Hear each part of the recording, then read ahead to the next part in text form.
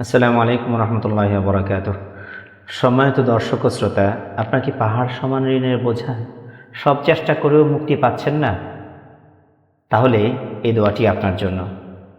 একবার হযরত আলী রাদিয়াল্লাহু তাআলা আনহুর কাছে একজন চুক্তিবদ্ধ দাস এলেন। চুক্তির টাকা পরিশোধ করতে না পারায় সাহায্যের আর্জি জানালেন।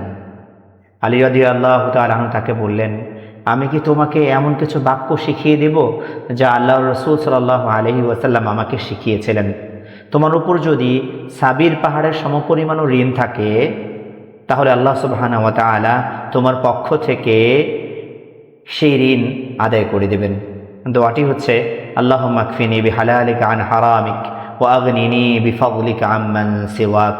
অর্থ, হে আল্লাহ, হারামের পরিবর্তে আপনার হালাল দিয়ে আমার জন্য আপনি যথেষ্ট হয়ে যান, আর আপনি ছাড়া সবার থেকে আপনার অনুগ্রহ দ্বারা আমাকে অভাব মুক্ত করে দিন।